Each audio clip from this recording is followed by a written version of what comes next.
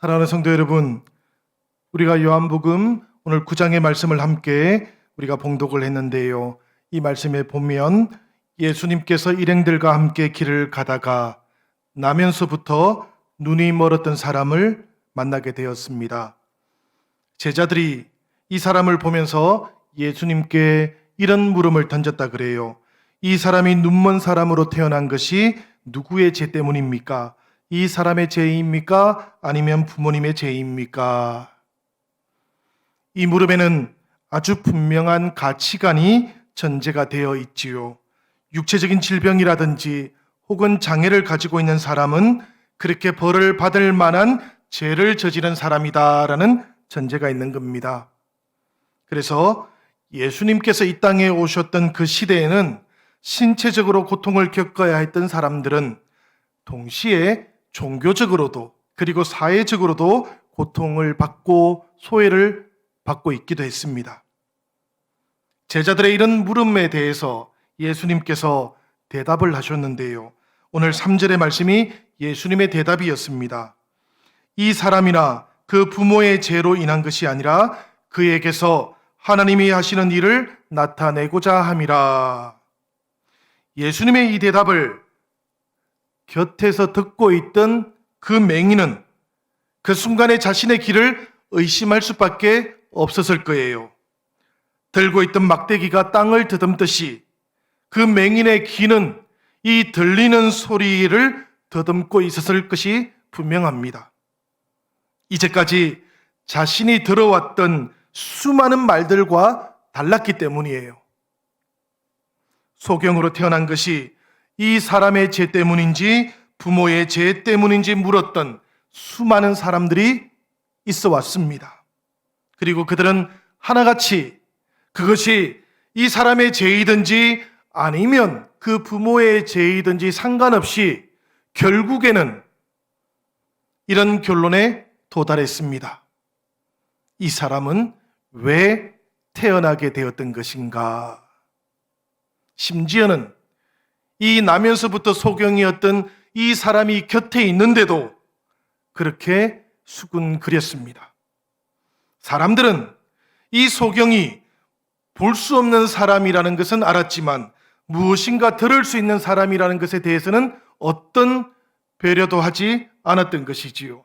사실 그 존재에 대해서 어떤 관심도 가지고 있지를 않았습니다. 그러니 어떤 생각을 하면서 살고 있는지, 이 사람은 어떤 미래를 꿈꾸고 있는지에 대해서는 안중에 없었던 겁니다. 오직 한 가지, 이런 사람은 세상에 왜 태어나는 것이냐에 대한 자기들끼리의 토론에 몰두할 뿐이었어요. 그런데 그런 이야기를 듣는 것보다도 이 사람의 마음이 더 아픈 게 있었어요. 그게 뭔가 하면 사람들이 던졌던 왜라는 그 물음이 사실은 이미 스스로 수없이 자신에게 던져보았던 물음이었기 때문입니다. 왜 나만 볼 수 없게 태어난 것일까?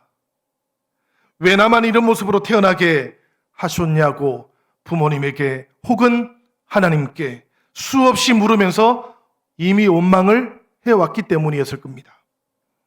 어떤 대답도 들을 수가 없었고요. 누구도 이 사람에게 대답을 해주지 않았습니다. 들려온 대답은 오직 왜라는 말로 시작되고 있는 물음뿐이었어요. 그러니까 이 소경의 인생에는 대답은 없었고 오직 물음만 있었던 겁니다. 그런데 지금 처음으로 다른 소리가 들려온 거예요. 처음으로 도대체 왜 이런 사람이 존재하게 된 것이냐, 이런 투에 대답 같지 않은 대답이 아니라 처음으로 대답 같은 대답, 존재의 의미를, 그 빛을 밝혀주는 인생의 대답을 듣게 된 거예요. 자기 죄도 아니고 부모의 죄도 아니고 하나님이 하시는 일을 나타내고자 하심이라. 이 소리를 듣는 순간에 소경은 이미 무엇인가 보이는 것처럼 느껴졌을 겁니다. 부모님의 죄 때문도 아니고 자신의 죄 때문도 아니라면, 그렇다면 도대체 이런 사람이 왜 존재하게 된 것일까라는 이 존재를 부정하는 듯한 그런 물음들도 그 가지고 있는 힘을 더 이상 발휘하지 못하게 될 것이었기 때문이에요. 태어날 때부터 왜 죄에 사로잡힌 인생으로 존재하게 되었을까? 이 물음의 소재로만 의미를 가졌던 인생이 하나님의 일을 나타내는 인생으로 살아가게 될 것이다 라는 이 대답을 듣게 되었을 때 이 소경은 이제는 볼 수 있게 되었다라는 것보다도 더 깊고 더 넓은 은혜의 빛 가운데 들어가는 것을 느꼈을 겁니다. 사랑하는 성도 여러분, 바로 이런 이유 때문에 우리들은 예수님께서 인생의 대답이다라고 그렇게 말하는 겁니다. 우리가 예수님을 인격적으로 만나면 나만 왜 이럴까라는 물음, 그 왜라는 물음, 그 물음으로 가득 차 있는 인생이 달라지기 때문에 그래요. 목적이 분명한 인생이 되기 때문에 그렇습니다. 하나님의 뜻과 하나님의 계획이 나타나는 인생이 되기 때문에 그런 거예요.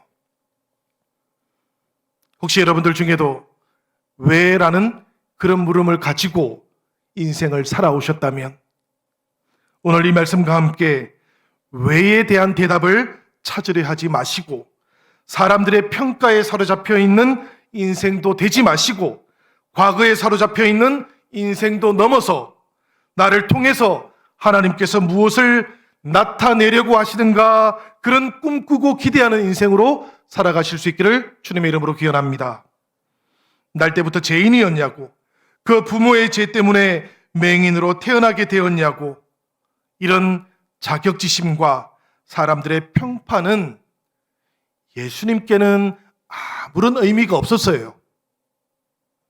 예수님께서는 오직 그 한 사람이 보였을 뿐입니다. 예수님께는 태어날 때부터 아픔을 가지고 살아올 수밖에 없었던 한 인간이 그리고 한 인생이 보였을 뿐입니다. 우리 예수님께서는 땅의 질서를 존중하셨습니다. 그렇지만 그 아픈 인생을 보면서 기적을 베풀어서라도 그 인생이 회복되기를 원하셨습니다. 그 영혼이 자유케 되기를 원하셨습니다. 그리고 하나님의 뜻과 하나님의 통치가 이 사람을 통해서도 온전하게 나타나기를 원하셨습니다. 예수님께서 기적을 베푸신 이유입니다. 예수님께서 기적을 통해서 이 땅의 질서를 바꾸시고 하나님의 나라를 우리에게 보여주셨던 이유이시기도 했습니다. 사랑하는 여러분, 그에게서 하나님의 하시는 일을 나타내고자 하십니다라는 예수님의 이 대답은 그렇기 때문에 그 사람이 왜 맹인으로 태어났던가에 대한 이유를 설명하는 대답이 아닌 거예요. 맹인으로 태어난 이유를 설명하는 것이었다면, 그런 대답이었다면 하나님이 하시는 일을 나타내기 위해서 이 사람이 맹인이 되었다라고 말씀하셨어야 했습니다. 하나님의 영광을 나타내기 위해서 하나님께서 맹인으로 이 사람을 창조하셨다라고 그렇게 대답을 하셨어야 했던 것이지요. 그렇지만 예수님께서는 다르게 대답을 하셨습니다. 이 사람을 통해서 하나님이 나타나기를, 하나님의 일이 나타나기를 원하셨기 때문이다. 그렇게 대답을 하신 것이지요. 그러니 이 대답을 정확하게 해석을 해보면 예수님의 대답 속에는 소경인 이유가 아니라 이 사람의 존재의 이유가 지금 밝혀지고 있는 거예요. 이것이 태어나면서부터 볼 수가 없었던 그 한 사람을 대하셨던 예수님의 태도와 방식이었는데요. 이것은 우리가 13절 이후에 보는 바리새인들이 이 사람을 대했던 방식하고 너무나 큰 차이가 납니다. 우리가 13절 이하의 말씀도 함께 봉독을 했지요. 그 말씀에 보면 이제는 보게 된 그 맹인을 대하던 바리새인들의 모습이 나오고 있습니다. 그 모습을 보면 정말로 기가 막히지요, 여러분. 그들은 지금 보게 된 맹인에 대해서는 어떤 관심도 없어요. 그저 안식일을 지키지 않았던 예수님을 비난할 이유를 이 보게 된 사람에게서 찾으려고 했습니다. 눈뜨게 해준 게 진짜냐고, 태어날 때부터 소경이었던 게 진짜냐고 그 부모에게 확인하고 있습니다. 바리새인들에게는 지금 보게 된 맹인의 존재는 관심 밖이에요. 안중에 없어요. 바리새인들에게는 지금 막 보게 된 이 사람에게 임하게 된 하나님의 나라는 관심이 없는 겁니다. 이 사람은 있으나 마나 한 사람인 거예요.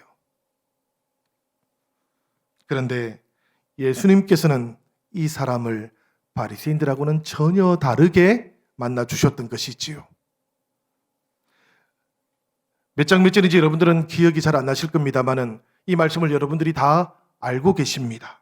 마태복음 25장 40절에 나오는 말씀인데요. 지극히 작은 자 하나에게 한 것이 곧 내게 한 것이니라. 예수님께서 그렇게 말씀하셨습니다. 우리가 너무나 잘 알고 있는 말씀이지요. 이 말씀 속에서 지극히 작은 자가 누구를 가리키는지는 성경의 전통에 따르면 너무나 분명합니다. 이 지극히 작은 자는 고아를 가리키고요, 과부를 가리키고 나그네를 가리킵니다. 마태복음 25장의 맥락 속에서 본다면 이 지극히 작은 자는 배고픈 자를 말하는 것이고 목마른 사람을 가리키는 것이고 나그네 된 자, 헐벗은 자, 병든 자, 억울하게 감옥에 갇힌 사람을 가리키는 것입니다.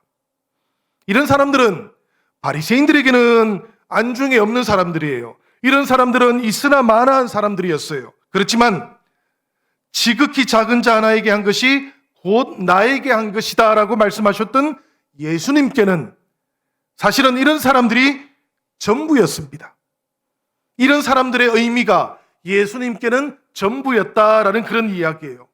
이 작은 자가 바로 나라고 하셨던 그 말씀은 그들을 돌보는 일 없이는 예수님을 영접한다라는 말은 알맹이가 없는 말이다라는 그런 뜻이지요. 그들을 돌보는 일 없이는 우리의 삶 가운데 하나님의 나라가 이루어졌다라는 그런 고백도 알맹이가 없는 말이라는 이야기입니다. 내 마음에 천국이 이루어졌어요 라고 말하면서도 사실은 지극히 작은 자들을 보살피지 않는다면 그것은 허구라는 이야기입니다. 예수님께서 그렇게 말씀하셨다는 이야기예요. 설교 준비를 위해서 사용하는 성경이 있습니다, 저에게. 오늘 본문 말씀 옆에는 이 본문 말씀 옆에 관련되어 있는 신문 칼럼이 하나 메모가 되어 있습니다. 지금부터 13년 전에 기록해 놓았던 메모였는데요. 저는 이 본문 요한복음 9장의 말씀을 읽을 때마다 이 신문의 칼럼을 기억합니다. 지금은 수필집으로 나와 있어요. 꽃피는 삶에 홀리다라는 수필집인데 그 안에 없는 곳에 있는 사람들이라는 아주 짧은 글이 있습니다. 그 내용이 이런 내용이에요. 어떤 사람이 집 앞에서 택시를 탔는데 타자마자 기사분이 역정을 내시면서 이 동네에 사느냐고 이렇게 묻더랍니다. 그러면서 세상에 이런 동네가 어디에 있느냐고 아침부터 봉변을 당했다 싶어가지고 타던 택시에서 내리려고 하니까 그때서야 기사님이 아이 당신한테 그런 게 아니라고 죄송하다고 그러면서 이런 이야기를 하는 거예요. 조금 전에 승객 한 분을 태우고 이 동네에 오게 되었답니다. 그리고는 그 승객이 찾는 건물을 한 20분 가까이 뺑뺑 돌면서 찾고 있었다 그래요.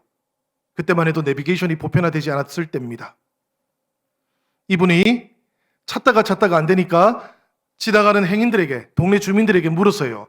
이런 가지고 있는 건물이 어디에 있느냐고. 그런데 한 7분에게 물어봤는데도 아무도 가르쳐 주질 않는 겁니다. 모르겠다 그러고는 지나가 버려요. 찾다가 안 돼가지고 이분이 택시에서 내렸습니다. 직접 찾아야 되겠다. 택시에서 내려가지고 바로 앞에 있는 건물의 골목을 딱 접어드니까 찾던 건물이 바로 거기에 있더라는 거예요. 멀쩡하게 간판도 달려 있더라는 거예요. 그 간판을 보는 순간 얼마나 속에서 부하가 치미는지 몰랐다 그럽니다. 세상에 이런 동네가 있냐고. 무슨 동네 인심이 이러냐고 이야기를 하다가 또 목소리가 높아져서는 알면서 가르쳐 주지 않은 게 분명하다고 그렇게 역정을 내더라는 거예요. 이 칼럼을 쓰신 분이 이런 이야기를 합니다. 사실은 기사님이 모르시는 내막이 있다라는 거예요. 그게 무슨 이야기인가 하면 이 기사님이 찾던 건물이 사실은 사회복지시설이었어요. 사회복지시설인데 거기에 몸과 정신이 조금 불편하신 분들이 들어와서 살게 될 예정이었다 그럽니다. 사회복지시설 맞은편에 아파트가 있었어요. 아파트 주민들이 그런 사회복지시설이 들어온다는 소식을 듣고는 다 같이 연판장을 돌렸다 그럽니다. 그리고는 수용시설이 들어온다고 해서 그걸 반대하는 시위도 했다 그러고요.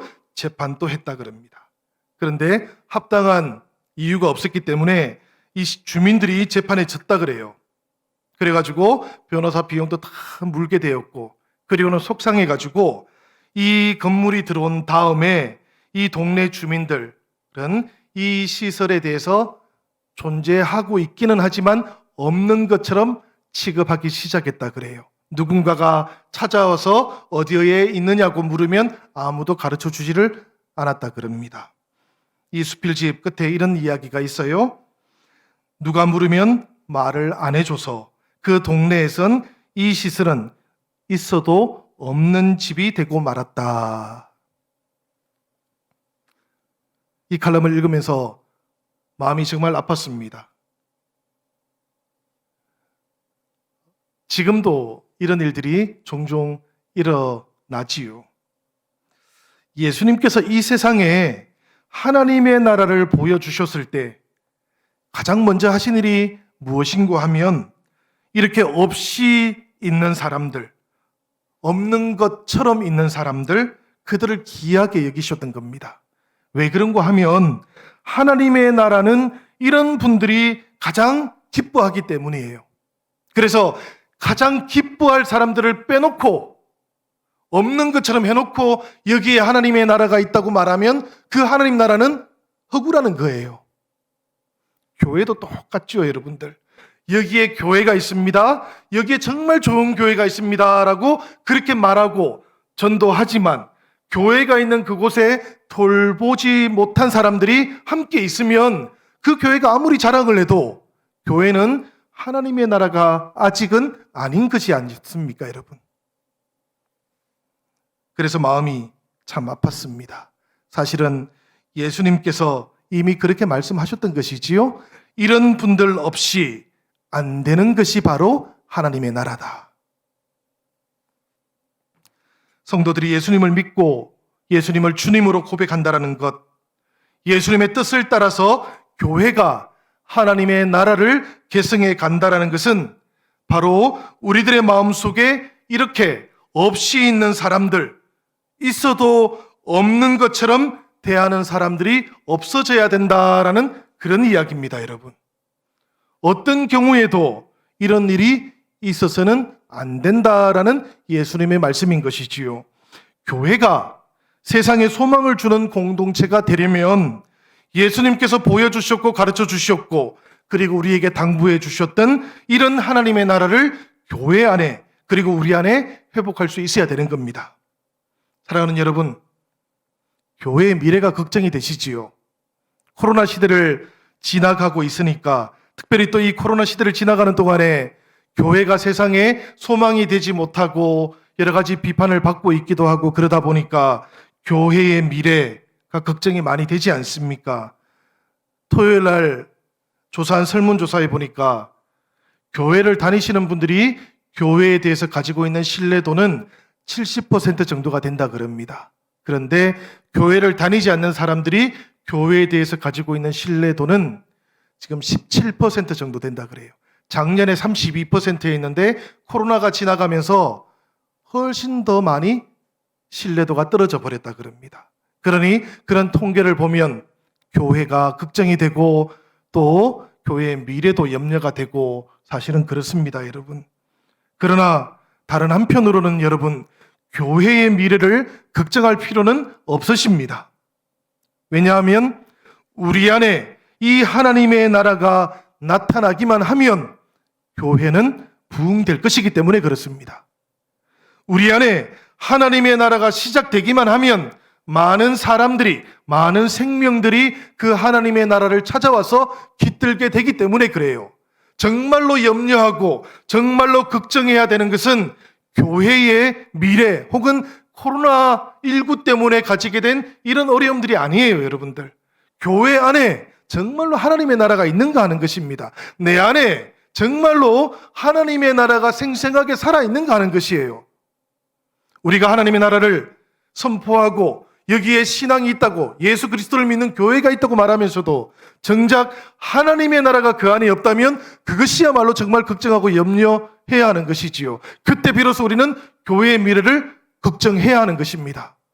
오늘 이 시대에 세상이 교회를 향해서 염려하는 것은 어쩌면 교회를 통해서 하나님의 나라를 맛보지 못하기 때문일지도 모른다는 이야기입니다. 예수님께서 오늘 우리에게 보여주시는 이 하나님의 나라, 그분이 나타내신 이 하나님의 나라를 우리가 곰곰이 묵상해보고 우리 안에는, 우리 교회 안에는, 내 마음속에는 없이 있는 것 같은 사람이 한 사람도 없도록 만들어 봅시다. 우리 영신교회가 있는 이 지역에 우리가 점점 더 많은 돌봄과 또 보살핌을 통해서 정말로 교회가 있는 곳에 주님께서 가장 작은 자, 내가 그곳에 있다고 말씀하시는 그 음성을 우리가 듣고 찾아가서 정말 주님처럼 그분들을 우리가 섬기고 모실 수 있는 그런 교회가 되어 봅시다. 그러면 여러분, 교회가 살아납니다. 교회가 하나님의 나라를 이 땅에 나타낼 수 있는 겁니다. 오늘 본문 말씀 한 장 앞으로 가보면 요한복음 8장엔 예수님께서 우리에게 나타내 보여주시고 싶은 하나님 나라의 또 다른 면모가 있어요. 저는 이 나라를 용납과 사랑의 나라라고 그렇게 불러보았습니다.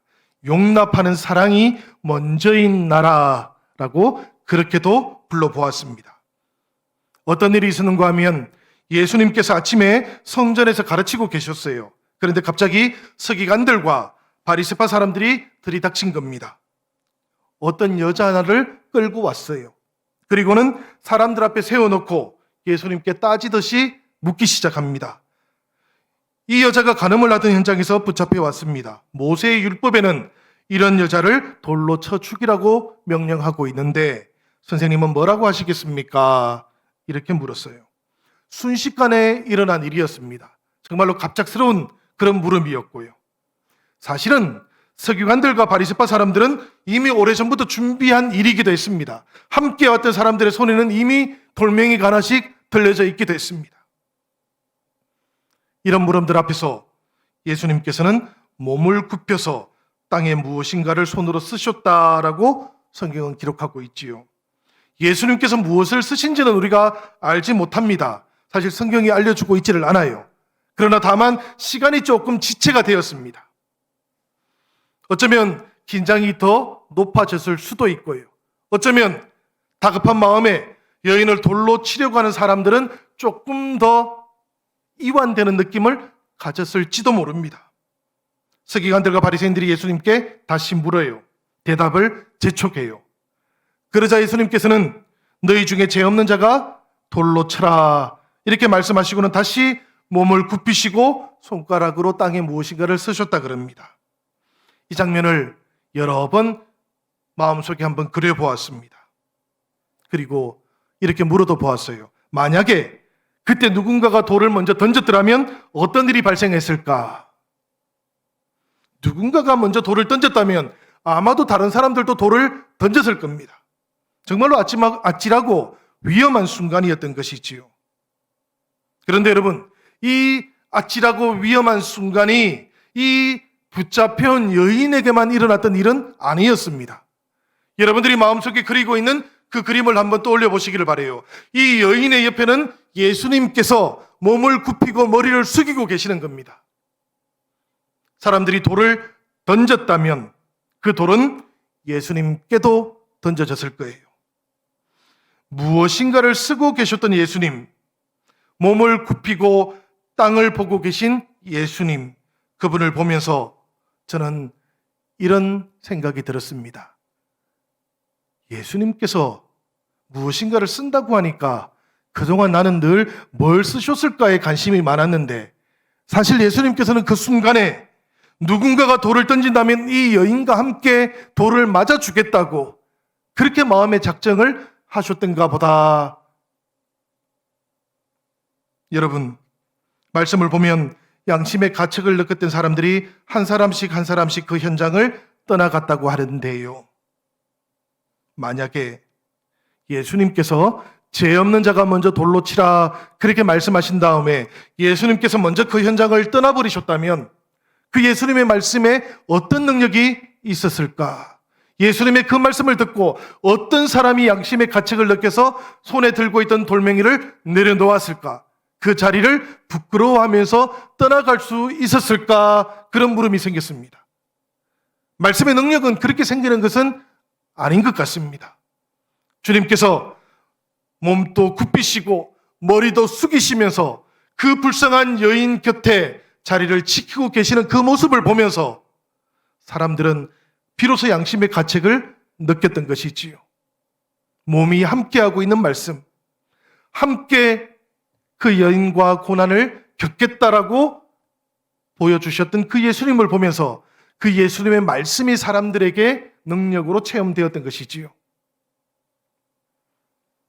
예수님께서는 살기등등했던 사람들, 그들 앞에 몸을 굽히고 머리도 숙이셨습니다.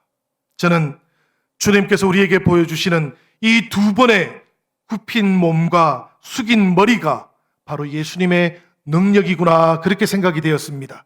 만약에 우리 안에 하나님의 나라가 임하기를 기대한다면 우리 안에도 이 굽히는 몸과 숙인 머리가 있어야만 하는 것이구나라는 그런 깨달음도 있었습니다. 우리가 옳기 때문에, 내가 맞기 때문에 정죄하고 손에 돌을 집어들면 그곳에는 하나님의 나라가 찾아오는 법이 없는 것이지요. 옳은 것으로만 이루어지는 하나님의 나라는 존재하지 않기 때문입니다. 옳은 사람들로만 존재할 수 있는 하나님의 나라도 없기 때문입니다. 세상에는 옳기만 한 사람은 없지 않습니까, 여러분? 우리 주님께서 용서하고 용납하고 함께 사랑으로 몸을 숙이고 머리를 굽히는 그 모습 속에서만 하나님의 나라가 임할 수 있다고 우리에게 알려주고 계시는구나. 이것이 바로 표적인 것이구나. 저는 그렇게 생각이 되었습니다. 사랑하는 여러분, 우리 영신교회가 하나님의 나라가 되기를 원하십니까? 우리 영신교회가 예수님께서 우리에게 나타내 보여주셨던 그 하나님의 나라를 이루어가는 주님의 공동체가 되기를 원하십니까? 그렇다면 우리 안에 바로 이 용납하는 사랑이 먼저 있어야 될 줄로 믿습니다. 우리들 모두가 다 연약하기 때문에 그렇습니다. 우리들 모두가 다 부족하기 때문에 그렇습니다. 그러나 용납해 주기만 한다면 사랑하는 여러분, 우리 사랑하는 지체들과 함께 우리는 하나님의 나라를 이루어 갈 수 있는 사람들이기도 합니다. 주님과 함께 하나님의 나라를 이곳에 세우고 주님과 함께 이 지역이 하나님의 나라가 될 수 있도록 부름을 받은 사람들이기도 하기 때문에 그래요. 오늘 주연절 4번째 주일을 맞이하면서 예수님이 빛으로 이 세상에 오셨습니다. 그 빛으로 오신 주님을 묵상하면서 예수님 하면 떠오르는 것 바로 하나님의 나라지요. 우리 예수님 하나님의 나라를 우리에게 보여주기 위해서 오셨던 거예요. 그분은 자신의 사랑하는 자녀들을 위해서 위험을 감수할 수 있었던 주님이셨습니다. 그분은 자신의 사랑하는 제자들을 위해서도 상처 입으실 수 있었던 주님이셨습니다. 그랬기 때문에 자녀들을 위해서 어떤 위험도 감수할 수 없는 다른 신들보다도 더 전능하신 분이셔요.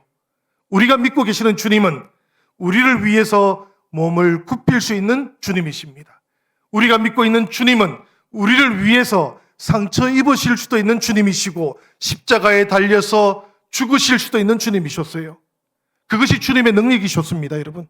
그 주님의 용납하시는 사랑을, 함께 돌을 맞을 수 있는 그 사랑을 우리는 능력이라고 믿는 사람들이지 않습니까? 그 능력 속에서만 하나님의 나라가 이루어질 수 있다고 신앙 고백하는 사람들이 바로 우리들 아닙니까? 그러니 여러분, 이 신앙 고백에 걸맞게 우리들의 삶을, 우리들의 마음을, 그리고 우리들의 교회를 하나님의 나라가 되도록 함께 연합해 가십시다. 우리가 다 함께 연합되고 또 우리가 다 함께 주님과 연합되고 주님과 함께 하나님께로 이어지는 우리 영신교회가 되기를 주님의 이름으로 축원합니다.